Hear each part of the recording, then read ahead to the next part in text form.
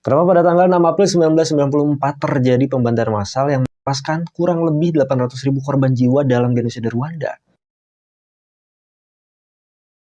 Welcome back with me, Habar Pasha, di Kalarinai. Wave crashing by our feet, sunshine and sandy dreams, laughter in the salty breeze, at the ocean's edge we're free.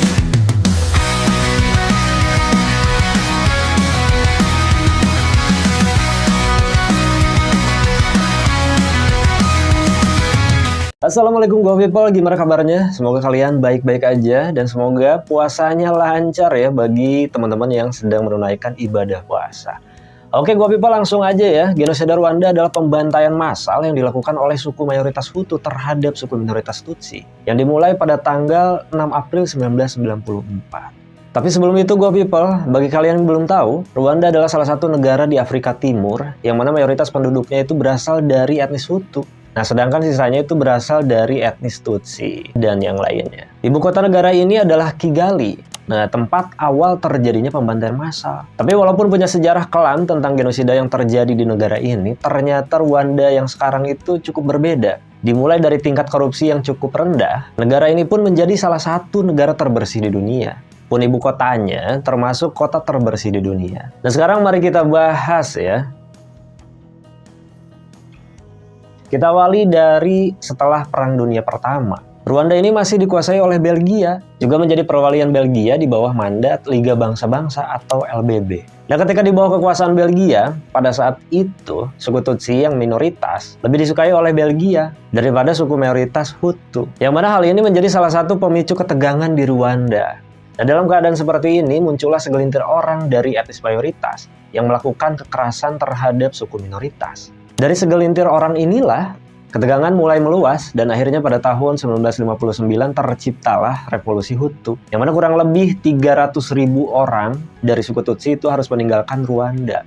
Yang tentunya populasi mereka itu semakin berkurang. Nah, selanjutnya, sekitar 3 tahun kemudian, Belgia secara resmi memberikan kemerdekaan kepada Rwanda, tepatnya pada bulan Juli 1962, setelah referendum PBB. Setelah kemerdekaan, akhirnya Rwanda ini dipimpin oleh Hutu moderat, yaitu Mayor Jenderal Juvenal Habyarimana, yang diangkat oleh sekelompok militer untuk menjadi penguasa, tepatnya pada tahun 1973. Nah, bahkan nih go people, Habyarimana ini terpilih sebagai presiden dalam 4 periode. Nah, setelah resmi diangkat sebagai presiden, beliau itu mendirikan Partai Revolusi Nasional untuk Pembangunan atau NRMD. Tapi go people, walaupun negara ini dipimpin oleh seorang Hutu moderat, ternyata konflik di Rwanda pada saat itu belum selesai. Nah, karena pada tahun 1990-an, yaitu dalam masa kepemimpinan Habyarimana di periode keempatnya, pasukan Front Patriotic Rwanda atau RPF itu menyerang Rwanda dari Uganda. Nah, kok bisa sih si RPF ini tuh tiba-tiba nyerang? Dan kok bisa juga namanya itu Front Patriotic Rwanda, tapi menyerang negara Rwanda, ya kan? Nah, ternyata go people, sebagian besar pasukan RPF ini berasal dari suku Tutsi, yang sebelumnya itu terusir dari Rwanda ketika terjadi revolusi Hutu. Yang pada saat itu terusir 300.000 orang Tutsi. Ketika mereka terusir, mereka itu mengungsi ke negara-negara tetangga. Nah, salah satunya adalah Uganda. Makanya si RPF ini bisa menyerang Rwanda dari Uganda gitu loh. Selanjutnya, go people, dalam ketegangan ini, Habyarimana itu menuduh warga Tutsi non-RPF sebagai kaki tangan mereka. Nah, oleh karena itu, pada tahun 1990-an sampai 93 ya, ratusan warga Tutsi itu ditangkap. Bahkan pemerintah memberi arahan untuk melawan suku Tutsi. Nah, akibatnya ratusan orang pun menjadi korban. Oke ya, di sini kejadiannya itu udah mulai agak ngeri cuy. Jadi simak sampai akhir dan jangan lupa subscribe. Mari kita lanjut go people. Oke, sebetulnya pada tahun 1992, pemerintah Rwanda dan juga RPF itu keduanya sempat melakukan gencatan senjata dan bernegosiasi. Nah, tapi sangat disayangkan go people, ketenangan Rwanda kembali menghadapi ketegangan, yaitu setelah Habyarimana menandatangani hasil dari negosiasi bersama RPF di Arusha, Tanzania pada bulan Agustus 1993. Hasil dari kesepakatan tersebut adalah pembentukan pemerintahan transisi yang mengikut sertakan RPF di dalamnya. Sebetulnya perjanjian pembagian kekuasaan ini tuh menurut saya adalah niat baik dari Habyarimana. Selain untuk meredakan ketegangan, ya, meminimalisir korban, menyatukan kedua etnis yang susah buat akur, pun agar semua warga Rwanda, mau itu dari suku mayoritas maupun minoritas, bisa mendapatkan kesempatan yang sama. untuk ikut serta berkompetisi dalam jajaran pemerintahan. Tapi ternyata people, hal ini malah membuat para ekstremis Hutu menjadi marah. Ya, memang ketegangan yang terjadi tidak separah sebelumnya, tapi permasalahan yang dihadapi Rwanda kali ini menjadi pembuka bagi pintu genosida. Jadi gini people, sebelum terjadinya genosida, ada satu kejadian yang sangat penting yang dijadikan alasan oleh para ekstremis Hutu untuk membantai suku Tutsi dan juga Hutu moderat, yaitu dimulai pada tanggal 6 April 1994. Beberapa jam sebelum terjadinya genosida Rwanda, Presiden Habyarimana bersama rekannya yaitu Presiden Burundi yang bernama Cyprien Ntaryamira tewas mengenaskan di Kigali setelah pesawat yang mereka tumpangi itu ditembak jatuh oleh seseorang atau sekelompok orang yang tidak diketahui. Nah, dalam hal itu, ada yang menyalahkan ekstremis Hutu, ada juga yang menuduh pemimpin RPF sebagai dalangnya. Tapi diduga hal itu bisa terjadi sebagai bentuk protes terhadap Habyarimana yang ingin menyatukan etnis Hutu dan juga Tutsi. Tapi sekali lagi, niat baik Presiden Habyarimana malah dibalas dengan hal biadab yang dilakukan oleh orang-orang yang mempunyai kepentingan lain. Nah, gimana menurut kalian? Apakah pemimpin yang baik itu memang sulit diterima di sebuah negara? Ya, tulis di kolom komentar.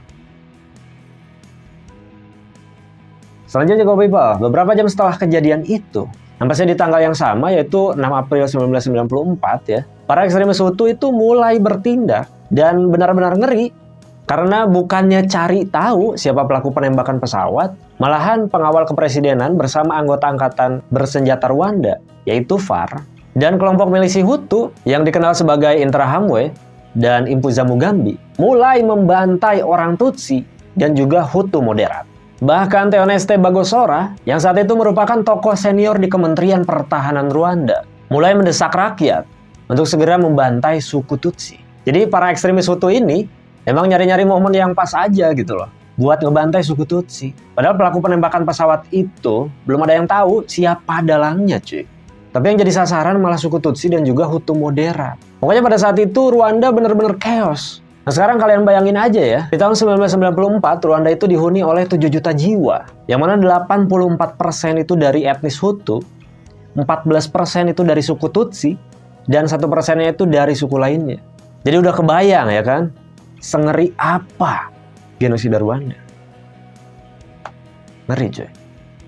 Ya bayangin aja nih people, 84% itu dari suku mayoritas. Nah sekarang si mayoritas ini bergerak nih untuk membantai suku minoritas yang hanya 14%. Ada lagi dari milisi Hutu ya kan, dari militernya.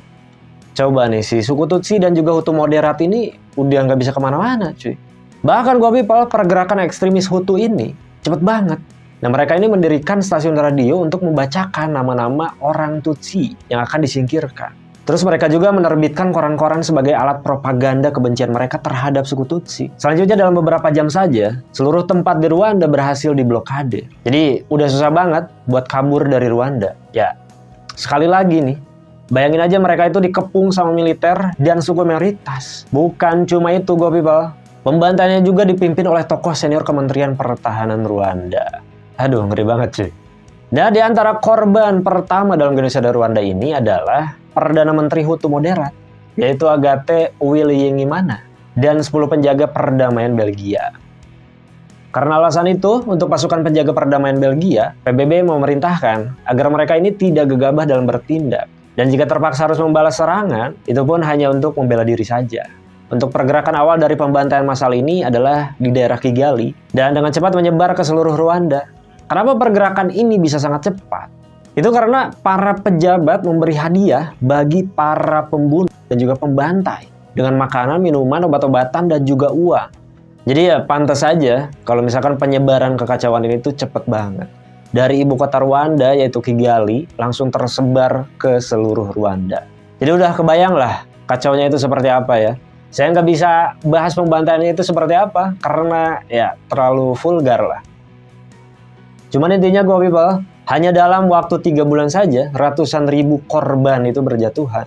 Tapi untungnya di saat yang sama, RPF juga melakukan perlawanan. Dari perlawanan inilah, akhirnya si RPF ini berhasil menguasai Kigali pada awal Juli 1994. Yang mengakhiri kengerian genosida Rwanda.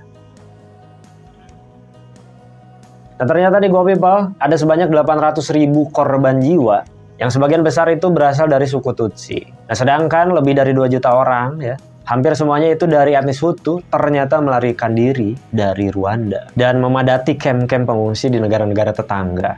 Sementara itu, Go People, setelah kemenangannya menduduki Kigali, CRPF ini membentuk pemerintahan koalisi seperti yang disepakati oleh Habyarimana di Arusha pada tahun 1993. Dan lalu mengangkat seorang Hutu, yaitu Pastor Bizimungu sebagai presiden, dan Paul Kagame seorang Tutsi sebagai wakil presiden dan juga menteri pertahanan.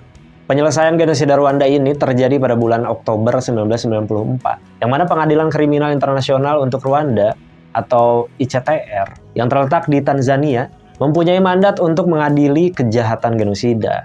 Akhirnya pada tahun 1995, ICTR mulai mendakwa dan mengadili sejumlah orang berpangkat tinggi yang diduga terlibat dalam genosida Rwanda. Prosesnya memang cukup sulit karena keberadaan para tersangka ini ya banyak yang tidak diketahui. Ya pada kabur lah. Tapi dalang dari genosida Rwanda yaitu Theonese Bagosora, akhirnya dia itu ditangkap 2 tahun kemudian setelah peristiwa ini dan dijatuhi hukuman penjara seumur hidup oleh ICTR. Tapi Go People, 3 tahun kemudian hukuman Bagosora ini dikurangi menjadi 35 tahun penjara. Si Theoneste Bagosora ini tuh dipenjara di Koulikoro, Mali bersama dengan para pelaku lainnya yang juga ikut terlibat dalam genosida Rwanda. Tapi sesuai dengan apa yang ada di kepala kalian nih Go People, akhirnya si Theoneste Bagosora ini tuh meninggal di penjara ya pada tanggal 26 September tahun 2021 dalam usia 80 tahun. Oke, sekian untuk konten kali ini. Jangan lupa like, share, komen, dan subscribe ya. Oke Go People, kalau misalkan ada yang mau ditambahkan silahkan tulis juga di kolom komentar. Terus enaknya kita bahas apa lagi nih di video selanjutnya. Oke, silahkan komen-komen ya. Ya, gua Muhammad Pasha undur diri. Wassalamualaikum warahmatullahi wabarakatuh.